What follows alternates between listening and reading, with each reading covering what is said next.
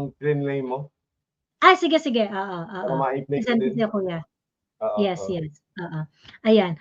Ang tawag dito, di ba nag-impose ng tariff yung US sa iba't ibang bansa?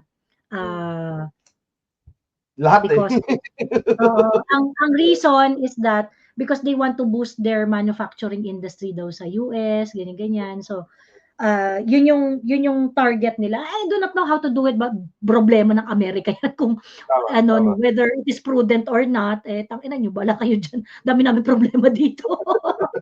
But anyway, parang yun yung isa sa mga goal na the reason why they are going that route is because they believe, yung leadership nila doon, they believe that that is a way for them to improve the manufacturing industry sa Amerika. Of course, syempre nakita nyo na yung schedule, ganyan. Pagkatapos, parang later on, ang nangyari, pinos nila yung implementation ng tariff sa ibang bansa except China. Ni 90 days pause niya yung tariff imposition sa ibang mga bansa except sa China. But anyway, itong video na papakita ko sa inyo, yung statement to nung Prime Minister nung day after i-release ng US yung tariff nila. So ito yung bago nila i-pause yung tariff imposition. Ayan. Teka.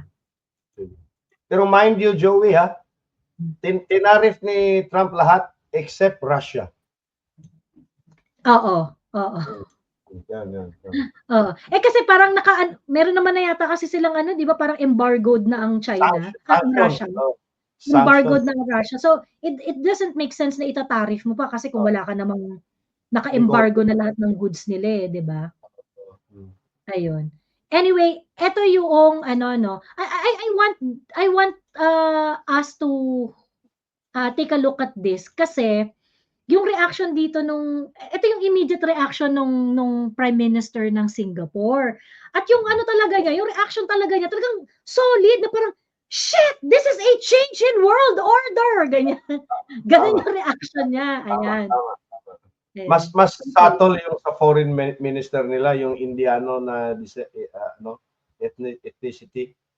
Very subtle, very academic. Ito talagang boljak. Oo, boljak. Ayan. My fellow Singaporeans, I've said before that the world is changing in ways that will disadvantage small open economies like Singapore. Some had previously questioned this assessment, but the recent Liberation Day announcement by the US leaves no room for doubt. It marks a seismic change in the global order. The era of rules-based globalization and free trade is over. We are entering a new phase, one that is more arbitrary, protectionist, and dangerous. For decades, the US was the bedrock for the free market economies of the world. It championed free trade and led efforts to build a multilateral trading system, anchored by clear rules and norms, where countries could achieve win-win benefits through trade. This WTO system brought unprecedented stability and prosperity to the world, and to the US itself. To be clear, the system is not perfect. Singapore and many others have long called for reform to update the rules and to make the system better. But what the US is doing now is not reform. It is abandoning the entire system it had created. Its new approach of reciprocal tariffs, country by country, is a complete rejection of the WTO framework. The US has placed Singapore in the lowest base tier with a tariff of 10%. So the direct impact on us may be limited for now, but there are wider and more profound consequences. If other countries adopt the same approach as the US, abandoning the WTO and trading only on their own preferred terms, country by country, it will spell trouble for all nations, especially small ones like Singapore. we risk being squeezed out, marginalized, and left behind. We can also expect a strong global response to America's tariffs.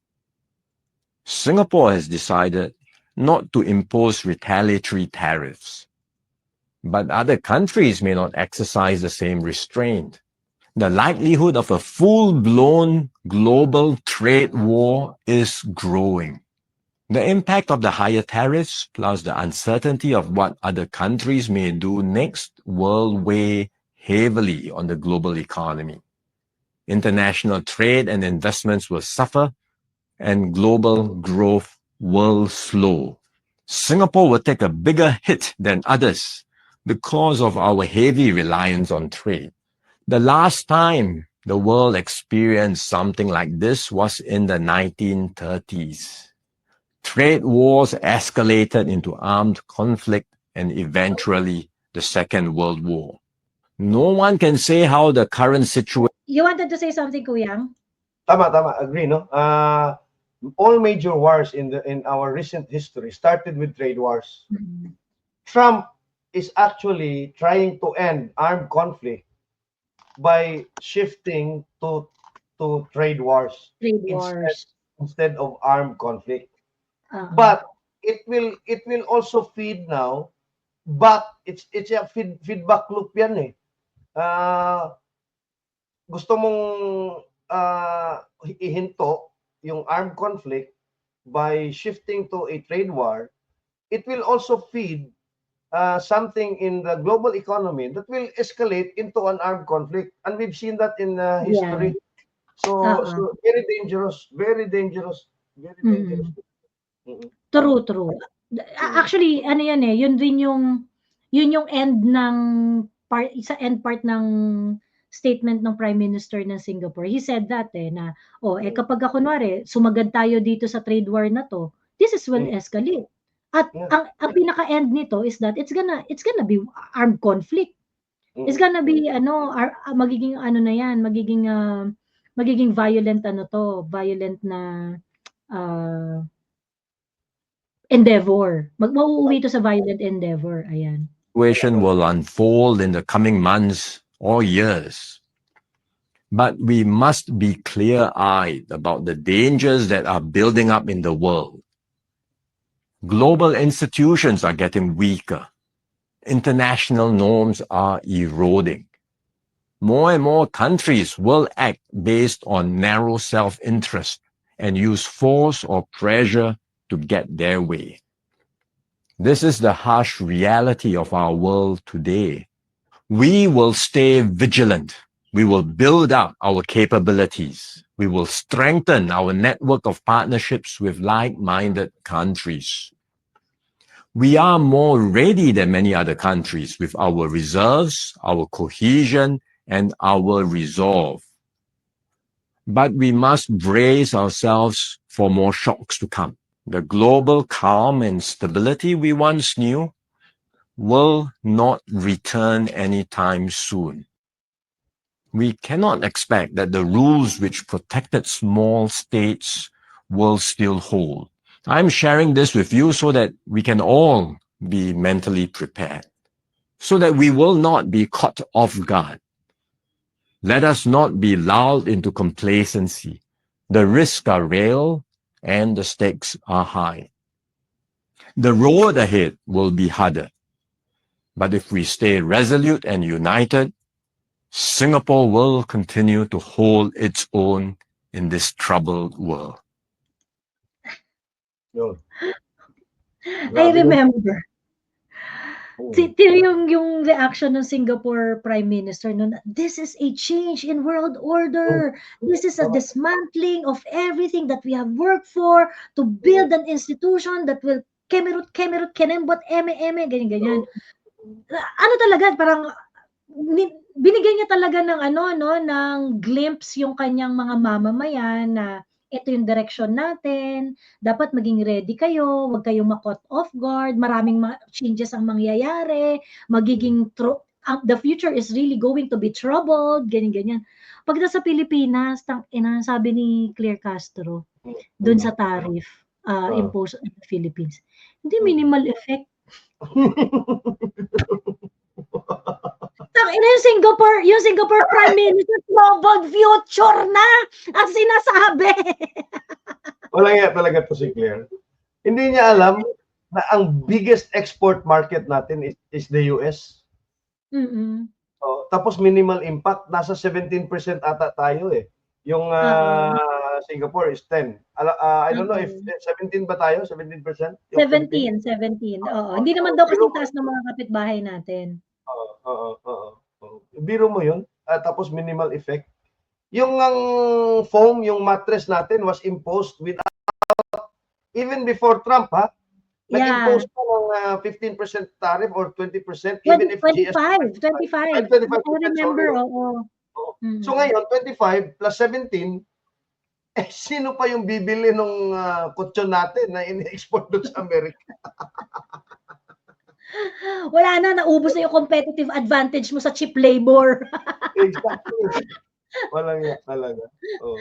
I'm so sorry, Auntie Claire, pero ang tanga mo doon. I think for that statement alone, dapat natanggal ka na sa trabaho mo eh. If we are in normal condition. Pero sige lang, stay ka lang dyan para maubos yung lahat ng positive lahat ng positive rating ni BBM para maubos. Stay ka lang dyan, Ante. Pero, alam mo, nagigil talaga ako sa kanya doon. Yung sabi niya, hindi minimal effect. Ganyan parang, pero mas Ante, yung Singapore, panic attack na yung Singapore. ako nagdududa talaga ako nito si Claire eh. Baka DDS double agent talaga to eh. Closet DDS talaga to eh. Tanim tao to ng PRRD eh. You know, the damage she's done, Joey, over the few weeks na naging undersecretary siya. I mean, yung damage niya talagang, sobra talaga. Yung pag-decline ng yung swift decline ng popularity ng approval and trust rating ni BBM. Major driver diyan is si Claire Castro. Tapos sinabi pa niya nung interview niya kay Ami Pamintuan, I voted for President Duterte in 2016. Hindi naman talaga ako anti-Duterte. Oo. Ito kasi itong si Claire, nagmumute to ng mga against sa kanya. Nagmumute to, pagka kunwari, doon sa channel niya, doon sa YouTube channel niya, malakas yung YouTube channel niya ni Claire Castro eh. Malakas yung YouTube channel. Kasi nga, nag-radio announcer siya for quite some time sa DZMM eh. Ngayon, meron na siyang YouTube channel. Doon sa YouTube channel niya, kapag ka magko-comment ka ng against her, buburahin niya. Oh, okay. So ngayon to si Tanga, feeling niya lahat agree sa kanya. Paano hindi mo ma-feel lahat agree sa'yo? Lahat ng disagree sa'yo, binubura mo yung comment. Kasi Diyos ko.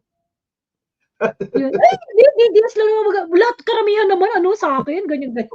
Tapos Joey, ng 125% retaliatory tariff din yung China, di ba?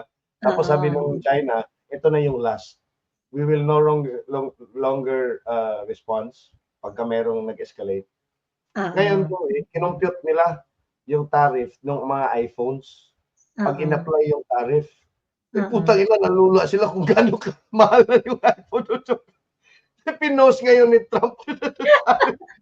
Exempt natin yung smartphones and gadget. Tinignan, walang na putang ina. Sobrang overbearing ng US, dito sa tariff war na to, sobrang overbearing ng US. Pagkatapos, tawag dito si Jody Vance. Di ba pero meron pa siyang sobrang racist na comments na Hindi ko yung nabasa. Ano ba yun? Ay, teka. Papanood ko sa'yo para makita mo yung... Pati yung Diego Garcia Island na ang economic activity lang is nandun yung mga US bases. Inimposan ng 10% tariff ni Trump. Ibig sabihin, yung income doon, tinatawid ni walang nga talaga. Diyos me. Double agent si Claire. Tatinig dahil sa kanyang pababa. Niya. At si JJ Kajima. Tama. J.D. Vance. Kaya, yeah, steady ka lang dyan, Auntie Claire. Keep doing what you are doing. We support you, Auntie Claire, Attorney Claire Castro. DDS World supports you in your endeavor. Namimiss ka na nga namin eh. Siguro ilang araw wala ka kasi Holy Week break. Dapat sana mag-press briefing ka kahit Biyernes Santo. O di kaya Sabado de Gloria, Auntie Claire, we look forward on your press briefing, ha? Or sa Easter Sunday, baka yung mga... Easter Sunday, may ano yan, magtatrabaho yan si Auntie Claire. Ayan. Ayan. Okay. Anyway, eto. Paano ba ito i-full screen? Romel Ligaspi Peria. Kuya Ibi, uminom ka ba ng maintenance mo? Maintenance medicine, wala pa ako. I have my 8th cup of coffee and maybe 3 shots of whiskey mamaya, pampatulog. So, okay, JD Vance. Ayan, ito. Ito talaga si JD Vance, talagang iba din to eh. Martagulerong wagas din to eh. Ayan. Kaso nga lang, this one, talagang hindi talaga na-appreciate ng mga Chinese yung ano niya. Tama, sabi niya, tama. ayan. Vance says US borrows and buys from Chinese peasants. Ayan. Ay, di ko parang ano ba? Chinese peasants to buy the things those Chinese peasants manufacture. That is not a recipe for economic prosperity. It's not a recipe for low prices, and it's not a recipe for good jobs in the United States of America. Explain to us how you get manufacturing here, but also get the cost down for the American people. Well, if you go back a little bit, Lawrence, remember during the first Trump administration, everybody said that Trump's tariffs were going to be inflationary back then. What actually happened? We had 1.5% inflation. We had the fastest growing economy in a generation, and we had the beginning of a manufacturing renaissance in the United States of America. Then, of course, we had 4 terrible years of the Biden administration. But I think it's useful for all of us to step back and ask ourselves, what has the globalist economy gotten the United States of America? And the answer is fundamentally it's based on 2 principles: incurring a huge amount of debt to buy things that other countries make for us. And to make it a little bit more crystal clear, we borrow money from Chinese peasants. Ayan. Anyway, ayan. Yun. Kasi yung narrative na yung mga sweatshops, na mga child labor, ang nagmamanufacture, ganun pa rin yung narrative nila eh. No? So, ito China is fully prepared. Yun. Go. Sorry. Yeah. Yun. Tama yun. They are still demonizing China. Kasi nga, the biggest threat to America, Joey, we agree, everyone agrees, is China. Kaya nga, nakikipag sweetie si Trump kay Putin eh. Because Trump wants to be on the good side of Putin para magawa niyang leverage against China. Yes, China. And Putin is not having any of it. Kaya nga, step up si Trump para makapag peace agreement dyan sa Ukraine, para makapag-concession siya kay Putin, para maano yung China. Tayo naman mga tangang Pilipino, ganun din ang ginagawa. Marcos Jr. is thinking na i-leverage natin yung alliance natin with the US against China. Tayo ang i-leverage ng Amerikano against China eh. Sinasabi nila sa China, we have the Philippines here, we have 9 bases, China, hindi ka nagano, we have the first island chain. Wala. True. Anyway, yung kasi very public yung interview ni JD Vance dun sa antag dito, yung Chinese peasant. Sobrang racist. Ayan. Tsaka, well, anyway, sa akin nga, tangina problema ng US, paano nyo, itong ginagawa ninyo, explain niyo sa mga mamamayan, bahala kayo diyang magkagulo. Explain niyo sa mga mamamayan niyo how tariff imposition would lead to better manufacturing industry in the US. Yes, oo, oo. I'm watching US, bahala kayo diyan. Bahala kayo dyan. Ang Bahala kayo problema, diyan. Tingnan natin kung paano. ang problema Oo. namin dito sa export processing zone sa Mactan, Joey, sa Cebu. Mm. Last year, almost 10, hindi ito nabalita eh. Almost 10,000 Mm. employees in the Mactan Export Processing Zone were actually terminated. Maraming nagsara dito. Ano ba yung mga nagsara?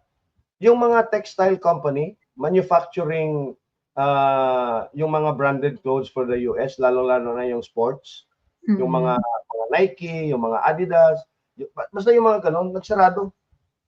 Kasi hindi na kaya yung presyohan.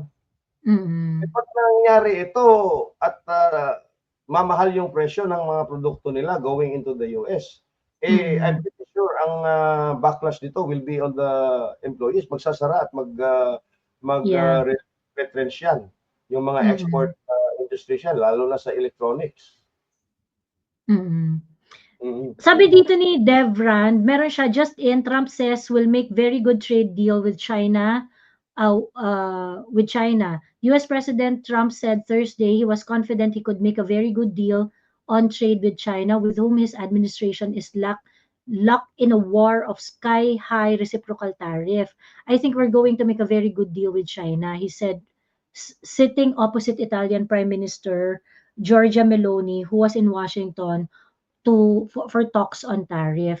That's what Trump would like to think. Pero kasi nagbitaw na ng salita yung China na parang yung tariff ninyo, we are ready. We're not gonna back down on this. Ready kami dito. Ganyan. So, itong interview na to, itong naka-flash to na ngayon sa sa screen ko.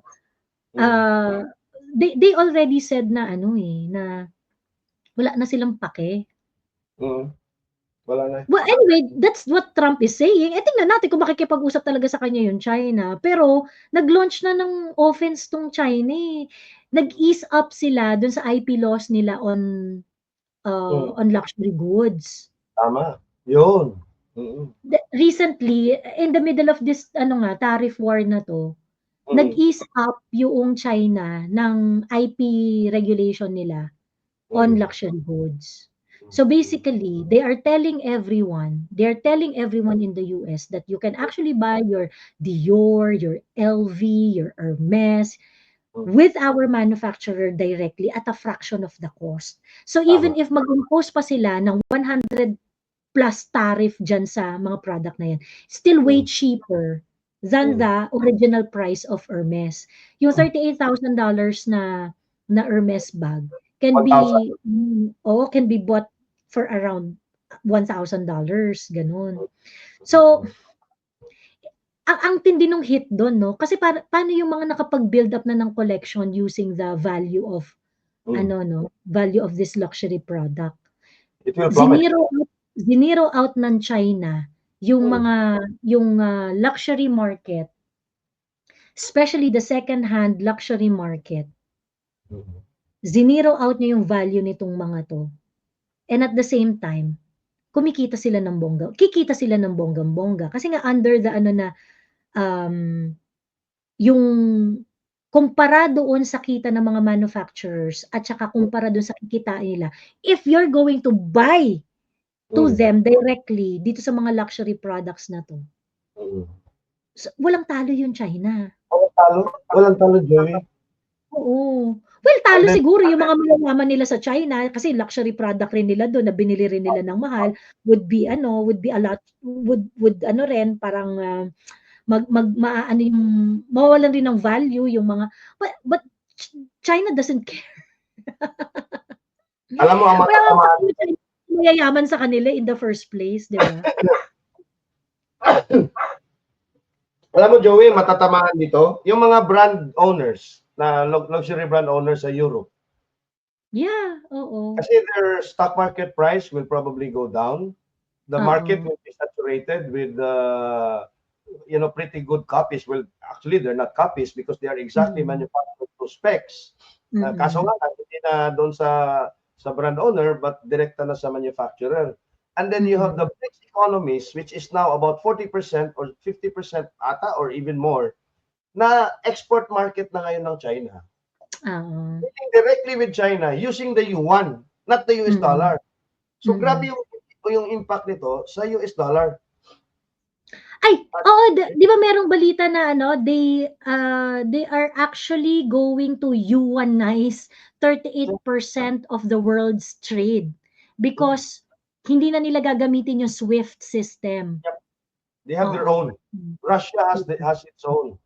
Rubles and rubles yuan. So this is actually in-speed up ni Trump yung de-dollarization ng global economy. What the tariff war did, it accelerated the de-dollarization of the global economy, Joey, no? And once de-dollarize mo na, kasi alam mo, 'di ba, magte-trade tayo with the US, 'di ba? Mayroon kayong reserve sa central bank mo. Ano yung gagawin? Bibili yan ng mga US securities, US Treasury bonds, Treasury, para gagawin mong reserve. Yung US dollar reserve mo nakapark doon sa mga bonds eh. Ang mangyayari diyan, i-unload yan. Kasi bumababa na yung halaga ng dollar, hindi na ginagamit, magko-convert yan either sa currency nila o sa currency ng yuan. Diba? So ano mangyayari? Sabi ni Elsa, the CCP is ready but not the people of China. A lot of manufacturing companies closed. People out of work. Is the CCP going to help them during the tariff war? Sabi ni Elsa CM. Pero I don't think the CCP is going to make a decision like this na hindi ready yung Hindi yun. Kasi nga, hindi naman reliant or over-reliant yung manufacturing base ng China sa US market. Although the biggest market is still the US, you have the rest of the world, even Europe. And the fastest growing economies of the world is in Asia and Africa. The growing middle class. Eto si Sas, ha? Anong chika yun? Sabi. Wakyat ka na. Ayan. Tara na, meron ng link. Nasend ko na sa'yo yung link. Ayun. Hinahantay ka na kay Jesus. Sabi ni Tore. Ayan, ito na siya. Sino nag-chika nun? Sabi naman ako yung balita na yan. Oo nga. Sino nag-chika nito? Asan yung comment? Sabi niya, will the CPC will help their citizens? Napaka-ton. Alam nyo, ibig sabihin na niya, wala talaga kayong alam sa China.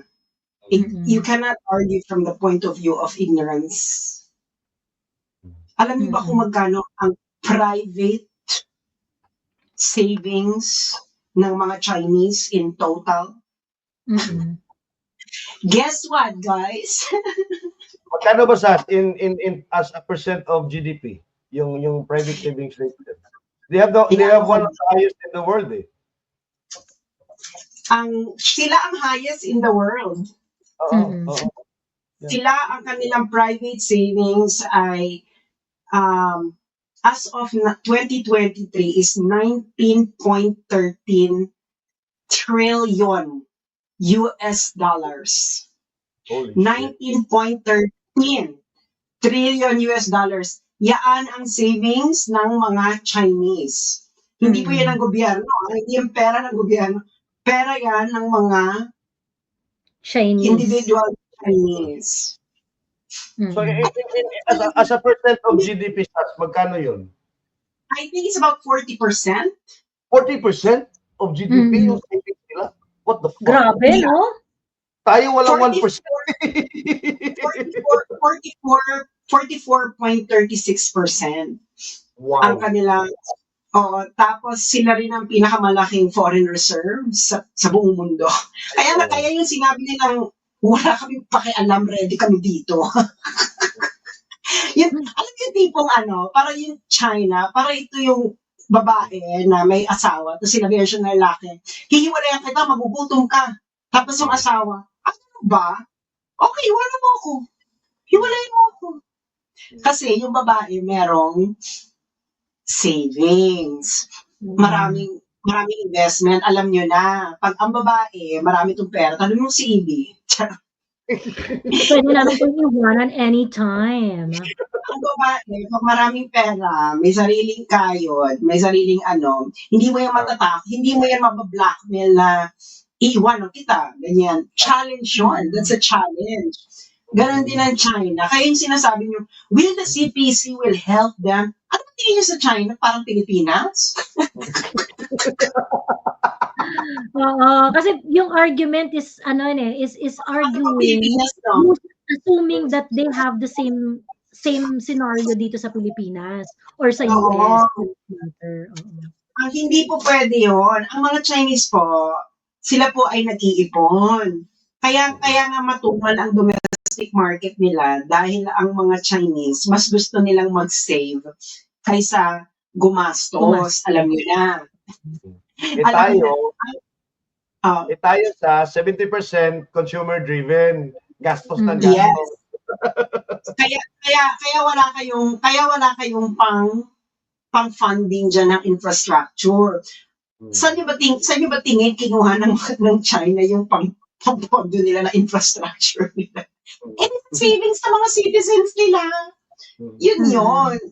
Kaya nga kaya ganun yun. Kaya hindi talaga sila matatakot. Yung mga nagsasara-sara, just like them, wala yung nagsasara-sara. O di may pera sila. Ano ba tingin mo doon sa mga trabahador ng Chinese pag nawala ng trabaho na maghihirap? Bex, they save most of their income. And then we have a very, very good social safety nets provided for the government. Hindi rin naman ganun kabongga yung kaya rin sila nagsisave kasi hindi rin naman ganun kabongga yung safety net nila. Pero yun, iniipon nila that is a 5,000 year tradition. Iniipon nila yung pera nila. Kaya yung mga Chinese, pag sinabi nila handa kami, isa lang ang gagawin ng Communist Party of China. Alam niyo kung ano? Sabihin lang nila sa kanilang mga citizens na only buy Chinese-made products. Bakla, tapos kayo. Oo, tapos ang laban. True. Tapos ang laban. Ay, you know how confident China is? Ito nga yung, dito yung parang Chinese trade, Chinese analyst nila na nag-react on the trade war. In-upload rin to ni Sas di ba in-upload mo rin tong video na to? Nakapanood mo na to, Kuyang? Yeah, hindi pa. Ayan, sige, ano ka lang, 1 minute 37 seconds lang naman eh. Sige, okay, go. To fight to the very end, because the world is big enough that the United States is not the totality of the market in the world. So if the United States wants to go in that direction of completely shutting itself out of the China market, be my guest. Yeah, and China will lose the US market, which, as I've said, is 15%. We don't care. We don't care. China has been here for 5,000 years. Most of the time, there was no United States, and we survived. And if the United States wants to bully China, we will deal with the situation without the United States. And we expect to survive for another 5,000 years. When you hear Donald Trump say China wants a deal, it just doesn't know how to go about it. They're proud people. J.D. Vance talks about Chinese peasants. What do you make of their conduct in this respect? If J.D. Vance thinks that he's dealing with the peasants in China, and I'm proud to be a descendant of the peasants, most of us are descendants of the peasants anyway, that's our tradition. We are farmers before, but now we are one of the leading industrialized economies in the world. So I'm sorry, J.D. Vance doesn't know what he's talking about. And therefore, I don't think there will be China-US dialogue unless the United States changes its attitude towards China. Deal with China as it is, show respect to China, show respect to the Chinese people, and don't try to impose your prejudice and biased view about China or about the rest of the world. China is fully prepared to fight to the Ayan. very end because of the Pero ayun, totality of the market in the world. Ayan. Center for China and Globalization Vice President. hindi yun, Victor yun ang ano ng mga Pilipino, ini-interpret nila yung mangyayari sa mga Chinese. Parang feeling nila, parang Pilipino rin. Pag nawala ng, Oo. Akala Alam kasi mo yun, nila pag same nawala- tayo ng experience eh. mali kayo doon. Akala nila, pag nawala ng trabaho yung mga Chinese, akala nila magugutom na, maghihirap, ganyan, mag-ano. They save most of their income. You just have no idea. Like, kahit yung parang si Andanar nga kinuwento niya sa akin yung mga boss niya or yung mga tao nakikita niyo kumakain ng 6 RMB na pagkain. Kasi mas gusto na lang nila i-save yung marami ka naman mabibili na 6 RMB na pagkain. So nasi-save nila yung income nila. So yung mga factory workers sa China, hindi na uso yung sweatshops or whatever. Ang deal dito, kailangan mong magbigay ng free board and lodging and food. Or kung hindi siya free food, dapat abot kaya ang pangarap. Yung talagang sobrang murang-mura yung i-offer mo. Kaya afford na. Kasi yung karamihan kasi ng mga factory workers, galing sila ng probinsya. So, kasi yung mga nasa city, hindi na sila factory worker, Bex. Ang yayaman. Mayayaman yung mga nasa city. Di ba, mayayaman yung mga sa city. So, hindi talaga sila po pwede. So, yung karamihan ng mga factory workers, galing dito ng provinces. So, ngayon, hindi mo sila ma-attract pag wala kang ibibigay sa kanilang bahay. Kung hindi mo sila bibigyan ng board and lodging. So karamihan sila may board and lodging. Kasi sa Cubao, hindi mahirap kasi hindi ka po pwedeng for example, hindi ka pwedeng bumili ng bahay pag hindi ka sa isang city pag hindi ka taga doon. So hindi siya marami siyang complications. So yung mga factory dyan, nagbibigay sila ng board and lodging. Kung hindi kasama ang free food, sobrang baba nung presyo. Ano kikita niya yan? Pinapalabas sa TikTok yun eh. Kasi nga may mga manufacturing na nag-a-attract ng customer na dito kayo pa-manufacture, ganito ang trabaho, ganito ang living quarters, ganyan. So ganun yung eksena. Kaya pag sinabi ng mga Chinese na prepared sila.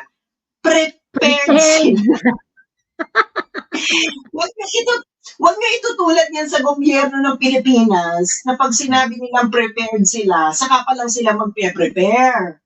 Or 3 days ago lang sila nag-prepare. Mga parents, the Chinese have been preparing for this for 150 years. Yes. Dahil alam nila dadating ito sa buhay nila kasi naranasan na nila ito before. So, alam na nila naranasan nila yun sa mga British na ganun din, balance of trade. Na, di ba may balance of trade problem ang British Empire nun sa ang China, na yung China, ang dami nilang products na binibenta sa UP. Tsaka, steel. Walang kailangan sa kanila ang China. Isa merang China, ano ba yung mga binibenta ninyo? Binibenta nila ng opium. Oo, sabi nila marami kailangan yung mga binibenta ninyo. Ganyan sila ka-Isnabera. Parang, ano yan? Para sa yan. Ganyan. So ngayon, nakahanap sila ng bonggang trade, opium. Opium. Binenta nila ng opium para mag-drogay. Para mag-drogay ang mga Chinese. Kailangan, yun talaga, parang ang dami mo ng customer, kaka-addict yun eh. So yun ay balance of trade. So ngayon, natuto na sila ng putang inang itong mga to gago to. So natuto na sila, gago itong mga to sandali na nga. So, hindi nila matalo sa trade ang ginawa nilang Jodic. Ginawa nilang Jodic ng mga Chinese. Kaya nga, Kasi ano ibebenta mo? Agricultural products ngayon. Siguro noon pa. Kasi talagang problema naman talaga sa China agriculture kasi maliit ang kanilang arable land compared to the population. Mga Bex, it's 1.4 billion. 4 billion. Square feet. Okay? So maliit lang yung arable land nila. Tapos kaya ngayon, alam na nila ang gagawin nila. Kasi hindi pa nila nararanasan before yung balance equilibrium na recent mahal. That was their first time in history, in 19th century, that they experienced that. Eh sa West kasi madalas nangyayari yan. Na Yung balance, audio mo sa kumukulot. Kumukulot yung audio. Yeah. kumukulot pa rin. Oo. Yeah. Static. Static yung audio mo. Kumukulot pa rin. Parang nasa ilalim ka ng tubig. Talaga? Oo. Okay na to. Hindi pa Sige, rin. test ka, test. Hello? Test. Hindi pa rin. Talaga? Okay na. Ayan. Yan. Sige, So salita ka pa. ngayon, hello. Ayan, perfect. Yan. Okay. So Mm-mm. noon, hindi nila nararanasan yan na nauwi sa gera ang balance of trade. Noon lang nila naranasan yan sa mga Briton. And that was Yeah. just in the 19th century. Tapos sabi niyo, punyetang to Tapos nawala nila yung Hong Kong, nakuha sa kanila yung Macau, nakuha sa kanila yung island, yung Taiwan napunta sa Netherlands. Alam mo yung parang nagkawatak-watak sila, sabi putang inang tong mga to. So parang talagang hinati-hati sila ng mga yan. Kaya yan, yung mga Chinese, hinati-hati talaga sila. Oo. Kaya, yung China, galit sa Jodik. Kaya galit sa Jodik ang China. Dahil, natalo sila sa gera dahil karamihan ng mga sundalo nila ay Jodik. Jodik. Kaya ngayon, Sats, biniblame ngayon ng China sa fentanyl addiction ng mga Amerikano. So, ayun talaga. Opioid. Kaya galit sila. Mm. Kaya galit na galit sila sa Jody kasi nga sobrang legal ang mag-opium. So lahat nun sa China nag-opium. Sundalo, government official, lahat. So ngayon, pagdating na ng gera, paano ka nga mananalo sa gera? Jodik Santa Maria kayong lahat.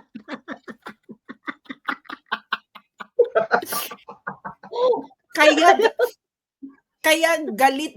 Tapos, hindi pa natapos yun Can you imagine, nagtuloy-tuloy pa yung opium. Natapos lang yung opium nung nalano na yung Communist Party of China. So sabi talaga nila Mao Zedong, ay tigilan na natin tong kahibangan na to. Siguro mga after 3 years talaga bakla, wala nang adik. Papatayin ka talaga. So parang bago lahat, tapos lahat ng Chinese, pinapalaki yan, pinapaalala sa kanila yung nangyari. Kasi yun talaga ang pinakamasamang, hindi naman yung pinakamasama, pero isa sa mga pinaka-recent na pinakamasamang nangyari sa kanila. Kasi talagang pinaghati-hatian sila. Kasi yung Mongol invasion, at least yung Mongol invasion, nag-rule naman sila ng medyo may katinuan din naman kahit papano. So parang na-assimilate siya sa Chinese culture. Pero yung after ng Britain, talagang pinaghati-hatian talaga sila. Talaga, alam mo yung parang gang rape. Walo yan sila, Sas, na naghati-hati doon, including Japan. Exactly. So malaki insulto sa kanila. Can you imagine na invade sila ng Japan? Parang, parang ka lang, kumopya ka lang ng kultura ko tapos na-invade mo ko. So parang, kaya yung mga Chinese, after, especially,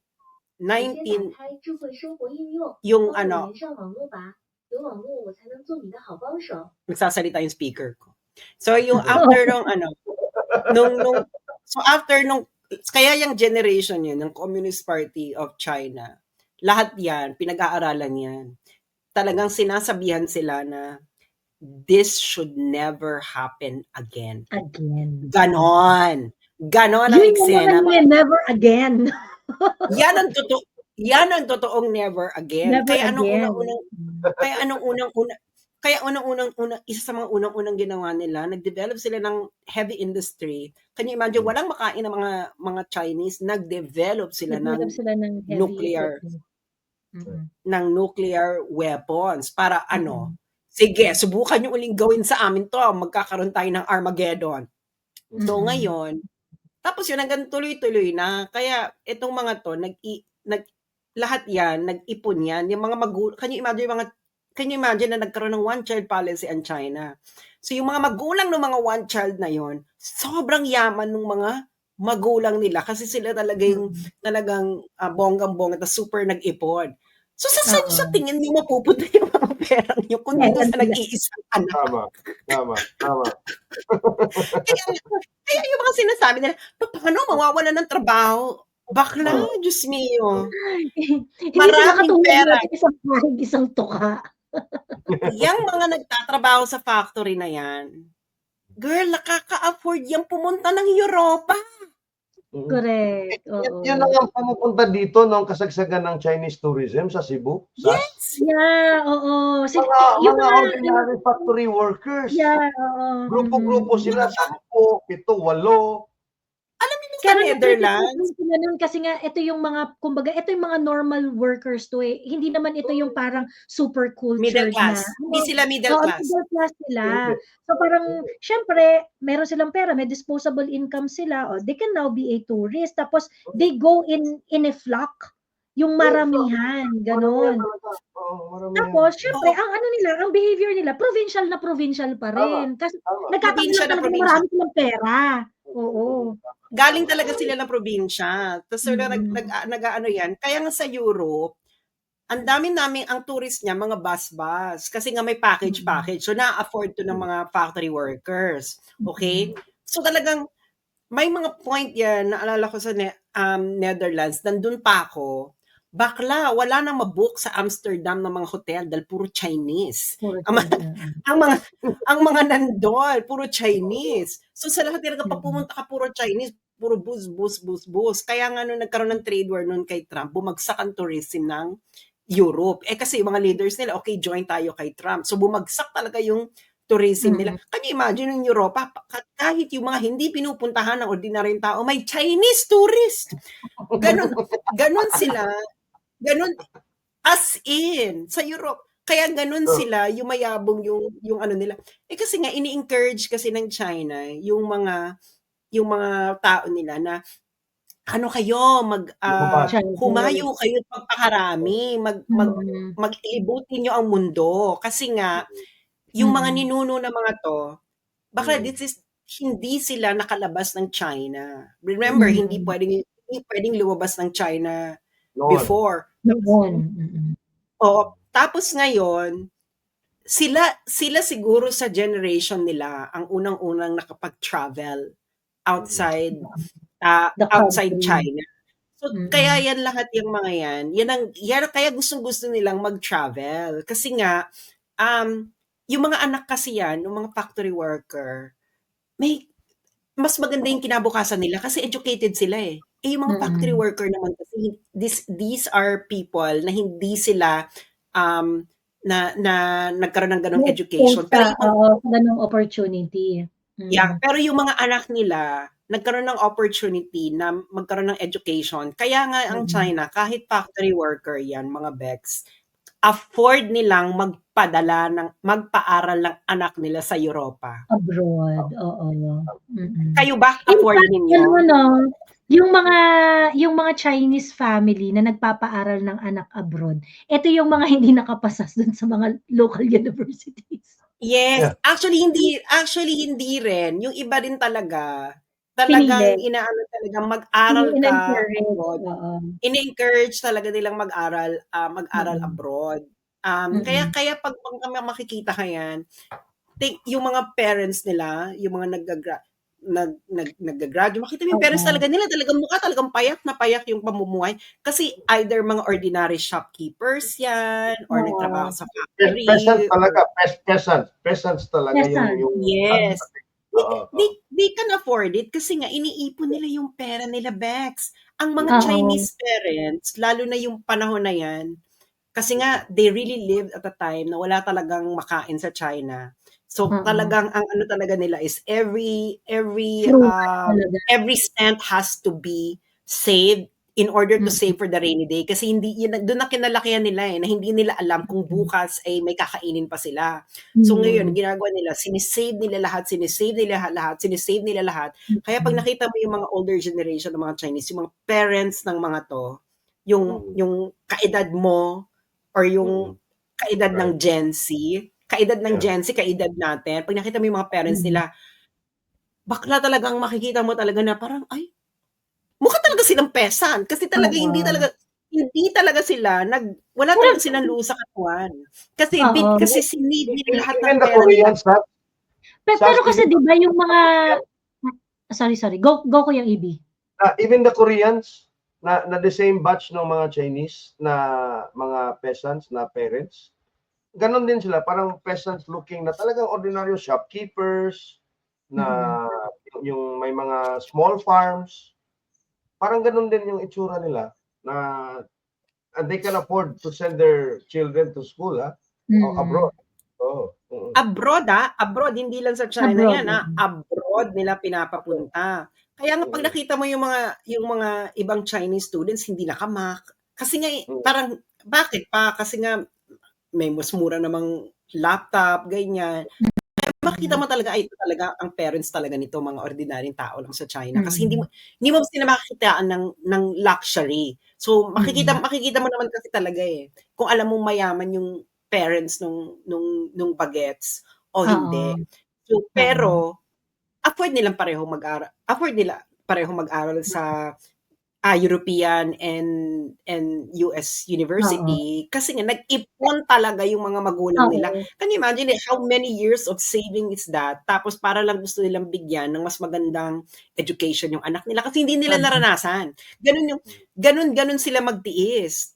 Kaya pag sinabi nila wala kaming pakialam, kahit magutom kami ngayon, wala kaming pakialam, nagawa na namin yung before. Sa yung culture rin kasi na yung I was able to discuss this with some Chinese people when I visited China. Ang malakas daw kasi rin yung nila, yung kumbaga yung parang they want to enter yung top school dun sa mga probinsya nila. Ganon. Malakas yung ganon. Yung kumbaga parang yun talaga yung goal. Yun talaga yung goal. Kailangan makapasok ako sa mga university, yung top university nila dun sa iba't ibang probinsya nila, ganyan. And then, kapag hindi ka nakapasok, saka ka mag-a-analyze ng options mo na, di mag-abroad ka or pasok ka sa yung mag-business ka or whatever, ganon. Ang lakas nung ang lakas nung drive nila to really for academic excellence. Kumbaga parang laban muna tayo sa academe, ganyan yung baka makapasok ka sa university, maging ka diyan, ganyan, maging dalubhasa ka diyan, ineme. Then if you weren't able to parang beat the cut, ganon, o saka ka mag-isip kung ano yung alternative, ano yung next na Pero yun yung priority nila na ay dapat muna makapag yung magpakadalubhasa muna tayo, ganon. Kasi culture nila yan for thousands of years. They value scholarship. They value scholar. Kasi yun, unlike sa Pilipinas. I think kasi sa family household expenses dito, siguro ang pinakamahal na yung education. Kasi yung tubig, pagkain, parang it's very affordable. Mura na. Saka kaya rin kasi kaunti lang. Can you imagine ilan lang i-educate mo na Chinese tapos ilan lang yung school mo. Kaya talagang nagpapa-exam sila, hindi yung lahat okay. Parang kasi sa Netherlands kasi walang exam ang university, mga bags. Pag dire-diretso. Socialist din kasi yung structure ng Netherlands. Afford nila kasi kakaunti lang naman sila. Alam mo yon. Pero China talaga nagpapa-exam talaga. Kaya may kasama na rin talaga sa tradition na yan na hindi ka po pwedeng umangat kung bobo ka, hindi ka pwedeng umangat. Kailangan mag-aral ka. Alam mo yun? Hindi ka pwedeng umangat, bobo ka So mag-aral ka. Kung gusto mo umangat. Bakit natin pwede umangat kahit bobo? Ayun na nga totoo yan. Lowest ang merchants kasi ang tingin sa merchants kasi they only think about themselves. Ang ano ng mga merchants. Yung scholars kasi, they are for the civilization of China. Yung mga ganyang mga grand dreams for the universe. Cosmological woman. Ganyan. Ganyan. Kaya yung merchants, they look down on them kasi nga, sila talaga yung for self-interests. Alam mo, para ka lang sa sarili mo, ganyan. So ngayon, kaya yung sinasabi nila na magugutom ang China, bakla, hindi sila magugutom. Mura ang pagkain. Paano sila magugutom? Hindi naman sila nag-i-import ng pagkain sa China. O di ano bang industry mo maano sa kanila? Kotse? O di ba? Bakla, ano man tingin nyo pag ang BYD cars ay hindi na hindi na export sa US ay magsasara. Bakla, alam mo ba, ano ba sa tingin nyo sa BYD? Kotse lang ang produkto? In business, maganda ng China, in business, you have diversified products. Bakit nagda-diversify ng products ang isang kumpanya? So that when one product line actually crashes, meron kang ibang sources of income.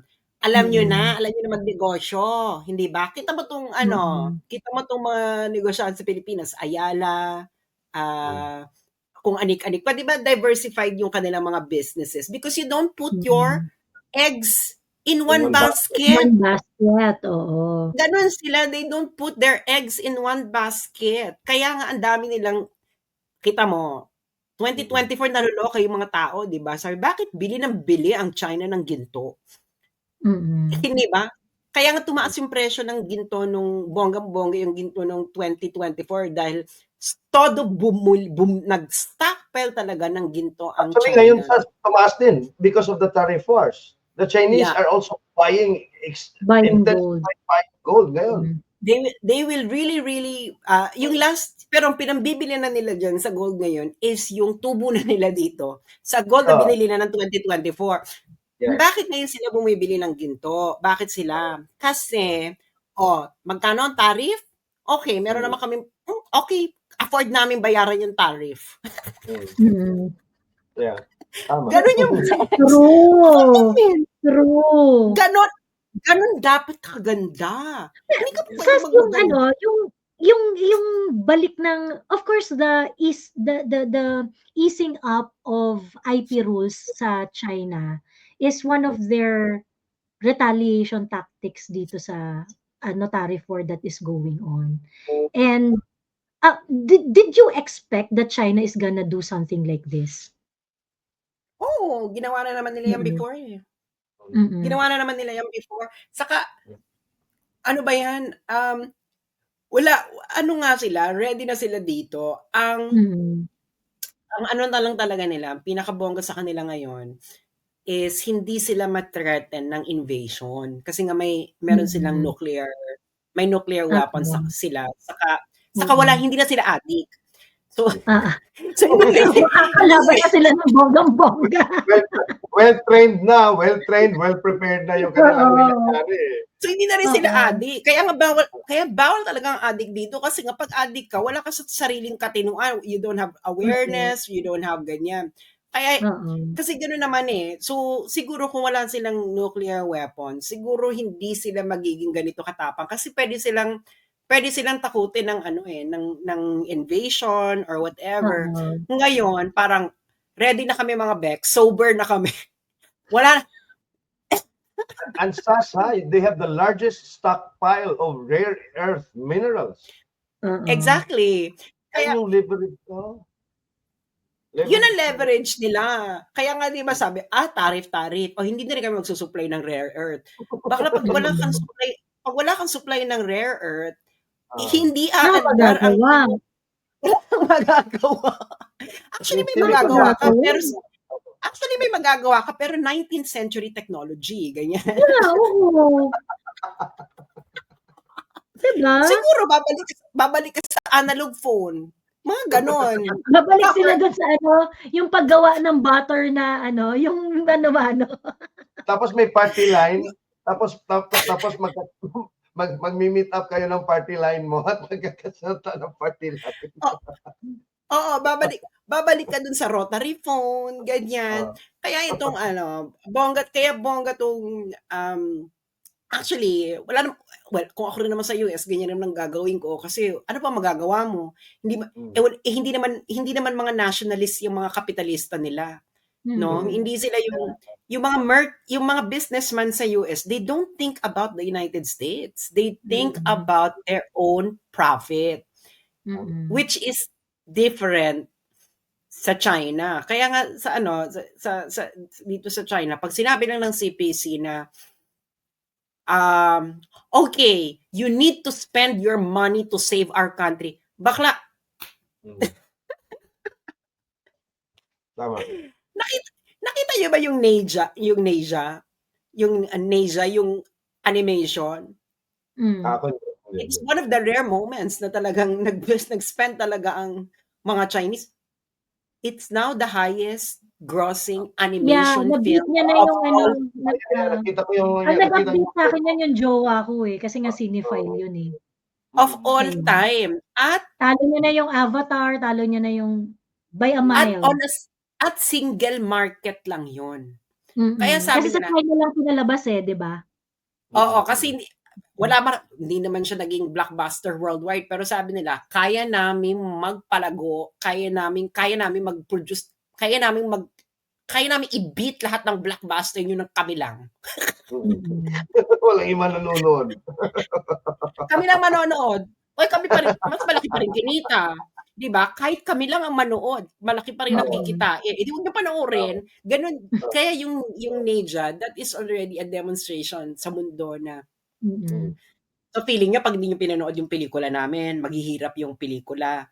Sorry. Ganon. Ganon mga Bex. Ganon dapat kawais. Kailangan talaga meron kang kaya sinasabi ko sabihin lang ng Communist Party of China na, okay, our dear citizens, we need you to spend your money right now because, or ang gagawin lang ng China, ang konti-konti ng holiday sa China, ang gagawin lang ng China, okay, extended holiday. Bakla, mga Chinese maglalabas na ng pera yan. Oo. Lalabas na ng pera yan. Lalabas na pera ng mga yan. Holiday? Mga Chinese holiday, let's go! Maglalabas na ng pera.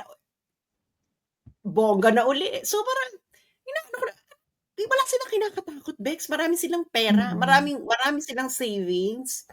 There are a lot of ways for them in order to actually prevent from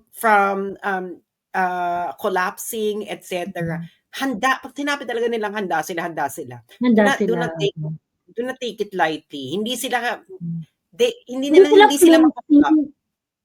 flimsy kagaya natin. Hindi sila flimsy kagaya natin or ng other country. Sabi ni well-balanced yung economy nila self-sufficient at well-balanced. You have the production base, you have the consumer base, you have the real estate. I mean, well-balanced talaga yung ekonomiya ng China. Kaya mahirap pilayin. Unlike sa Pilipinas at sa Amerika, yung sa Pilipinas, 70% consumption Pag hindi nag-spend yung mga citizens mo, mapipila yung ekonomiya mo. Ang Amerika, consumption, finance, economy, at saka konting manufacturing. Pag hindi yung finance economy nila, yung mga mamumuhunan nila, yung mga hedge funds, yung mga kung ano-ano dyan, mapipilayan sila. It disrupts the economy, no? Kapag meron silang problem, it really disrupts their economy. They're shooting themselves in the foot ang mga Amerikano. Kaya nga yun, o di huwag kayong bumili sa amin. Gano'n lang naman, gaganyanin lang naman. O di huwag kayong bumili sa amin, kami na lang bibili ng produkto namin. Tapos sinabi pa ng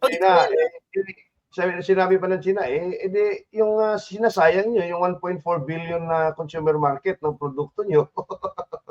Di ba sabi nga ni Billy O'Reilly, yung sa Fox News, yung recent ito lang, nilalait niya, yung China na, bakit ka dyan pumupunta sa Cambodia, Malaysia, ganyan, Laos? Wala namang mga pera yan. Di ba Pilipino, ganyan din mga Pilipino, no? Bakit ka dyan lumalapit? Bakit yan ang pinagbibentahan? Walang pera yan, kami ang may pera, ganyan. Classic Chinese. Why? Mm. Walang pakialam ang China kung anong pera mo. They can sell at whatever cost. Tama. They Nagigets- can offer you products that is suited to your financial capability.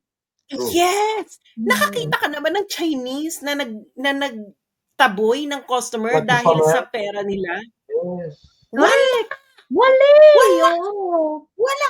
Bakit? Kasi ang mentality ng Chinese, I don't care kung maliit lang ang ibabayad mo, basta consistent. Parang ako, Yes, oo. Di Ino- ba nga ino- kaya nga sila kahit wapit nila kita, di ba? Alam mo, wala ah, silang pakialam. Kita, wala silang pake. Wala silang Classic- pakialam kahit classic- yung profit classic nila is example. 1 cent. Classic example, dito sa atin, auto parts. Bibili ka, halimbawa, meron kang Toyota na piyesa. Ito, Toyota.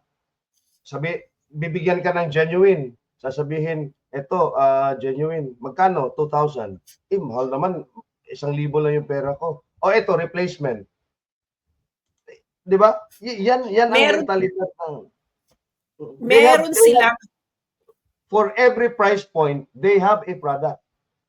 Meron silang lahat-lahat 'yan, handaan sila. Hindi sila nagre-reject ng customer.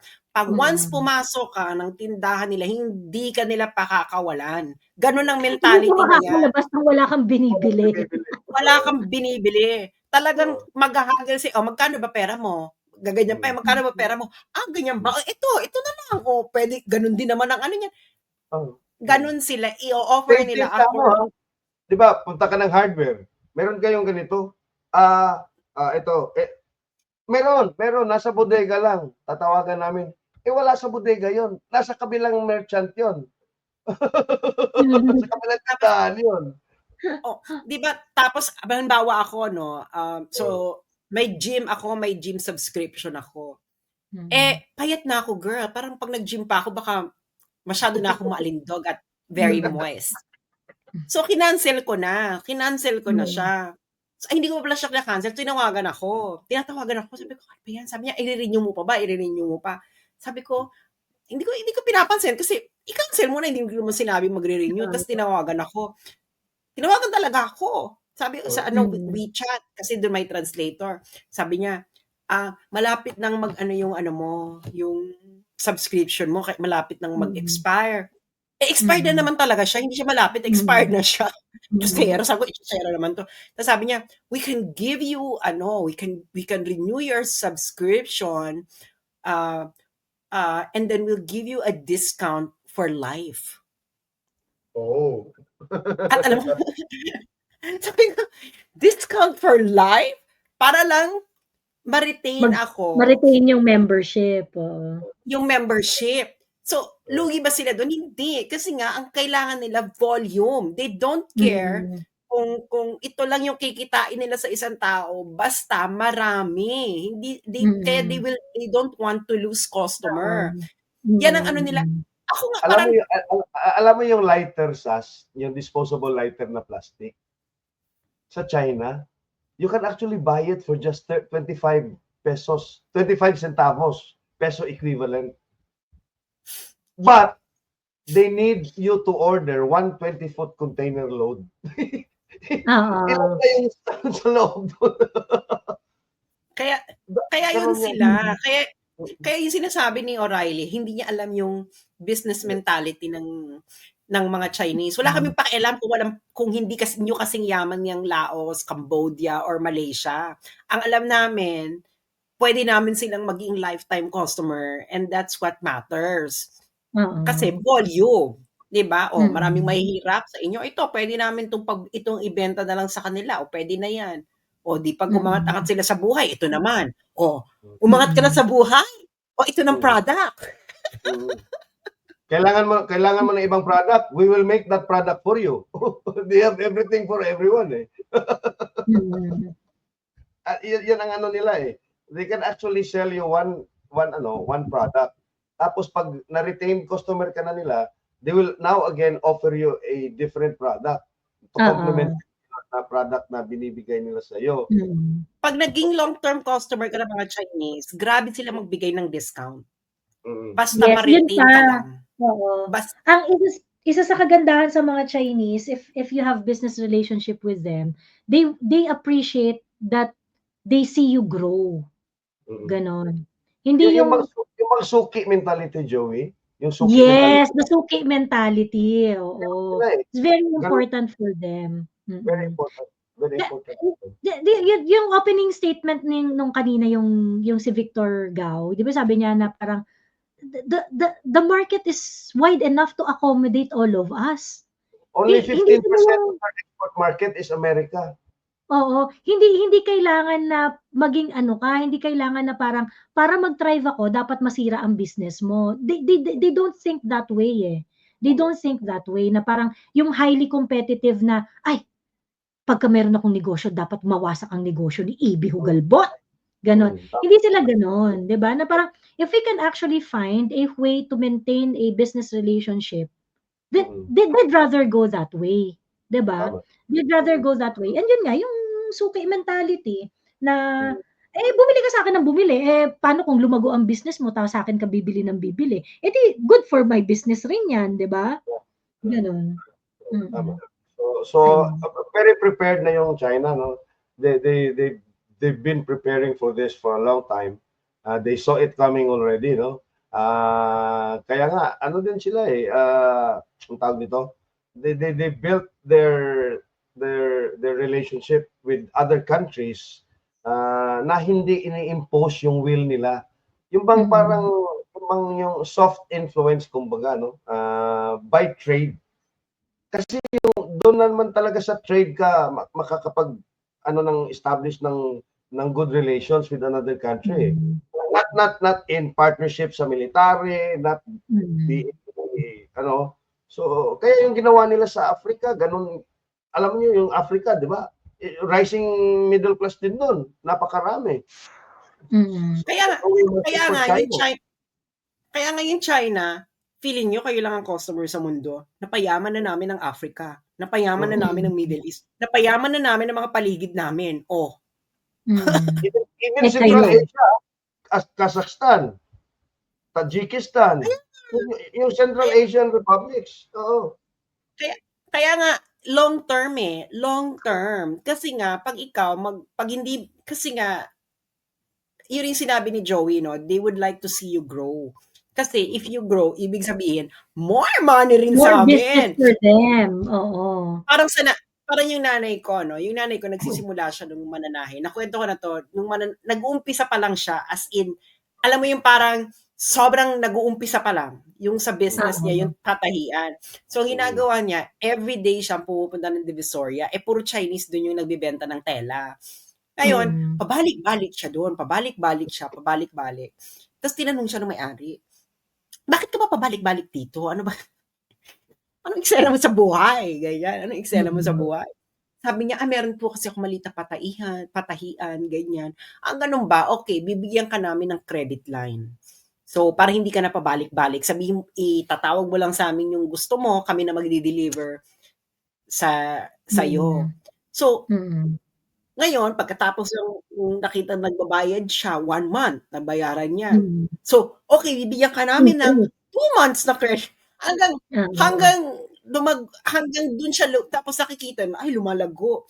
Habang lumalago yan, lalo silang magiging bonggang-bongga. Tapos dumating sa point na, ang tagal ng relationship nila siguro, mga over 10 years. Tapos, nung nakita nila, bakit hindi na to nakakabayad? Bakit either late or parang hindi nakakabayad? Tapos background check nila yung nanay ko. Ano ba nangyayari dyan? Kinausap siya. Huwag mo nang bayaran. Kasi yun yung panahon na nagdidwindle yung family namin. Parang internally, ganyan. So, napupunta doon na personal issues. Napupunta lahat doon. So, akala siguro ng mga Chinese, baka nagsusugal to or ganyan or whatever. Or baka kung saan-saan ginagastos yung pera, ganyan. Tapos, yun na nakita nila, hindi dahil sa hindi minamanage yung pera. Dahil lang, dahil pala sa ganito. So, finorgive yung utang niya and then binigyan siya ng panibagong credit line. Ganon, because they build a relationship. So pag nakita nila na maganda naman yung relationship namin before, bakit nagbago? Tingnan nga natin, baka naman may nangyayari dito kababalaghan or whatever. Tapos nung nalaman nila yung totoong dahilan, they became understanding na ganun ba, okay. So hindi nila tinapon yung mahaba nilang relasyon dahil lamang of what happened at that particular moment, period ng relationship nila. Bagkus ito ay kanilang naintindihan. And then sinabi, sige, bibigyan ka na lang namin ng panibagong credit line. Na lang, i-write off na lang natin yung iba. Wow. So now, kasi afford din lang i-write off kasi malaki kasi yung kinita nila sa nanay ko for the longest years. At saka, at that point rin kasi kumbaga parang na-establish rin nung nanay niya na I mean the business, no? Kasi dito yung mga clientele kasi rin nung sports sports ano tawag diyan? Sports tailoring. No, it's not Sports tailoring shop. mga sports garment Oo. Mga Kuya EB sila, and meron mga picture doon sila Johnny Abariento, sila Alan Kaidik, ganyan yung mga parang iconic na yung business na parang kasi they look at it in balance din na titingnan nila yung buong relationship, magkano ba kinita natin dito sa customer na to. So parang on the whole, kahit i-write off nila yung utang na yon, hindi pa rin sila lugi kasi hindi nila tinitingnan yung value ng relationship mo at this particular moment. Tinitingnan nila ng kabuuan. So, kung kinita mo naman over 10 years, kumita ka ng sabihin natin ng 50 million. Bakla naman yung i-write off mo yung 200,000. So parang 50 million, 200,000. Pero buwelo pamilya yan si Sas noon. Diba, can you imagine, ano ba namang, kung kinita mo dun sa business na yan is 50 million for 10 years. Tapos ngayon, sabihin lang natin na hindi sila kabayad ng utang na halagang 2 million. So parang 50 million, 2 million, parang iiyak ko pa ba yung 2 million? Kumita naman ako sa ng 50 million over 10 years. So parang nakita niyo yung accounting noon. That is the real accounting, no? Na hindi ay minor lang tong setback, di mo na bayaran tong 2 million. Ang kinita ko naman sa buong buhay ko sa iyo is 50 million. Gets yung ganyan din ngayon na ito. Kaya nga dito wala silang pakialam, yung pinagtatawanan sila na bakit yung pinagtatawanan sila ng West dati na bakit kayo gawa ng train stations na wala namang mga tao, walang ganito, walang ganyan. Hindi nila alam yung mentality ng China na first build roads, build amenities, and then development will follow. Yung mga pinagtatawanan nilang mga lugar na gano'n. Yung mga pinagtatawanan nilang gano'n na lugar dati na walang laman, walang ganyan, bakit may train station? Bakla. Thriving economies na ngayon eh. Yeah, speaking of yung ganong klaseng attitude, yung nung nagpunta ako sa China, isa sa mga field trip namin doon is to parang yung mga state-owned corporation nila. Isa sa mga naunang na-establish na state-owned corporation sa China. I think after nung parang mga 50s, 60s, parang mga or I do not know if earlier. Pero yung business is heavy equipment. Heavy equipment agricultural heavy equipment at saka yung nag-diversify na into yung mga cranes, yung mga construction heavy equipment, ganyan. Pero CNMC, Joey, China National Manufacturing Corporation, CNMC. Parang ganun. Perhaps, oo. Ngayon, ang tawag dito, yung business na yon, itinayo talaga nila yon para ma-improve yung production, yung agriculture production nila. Initially yun. Tapos parang tapos ano na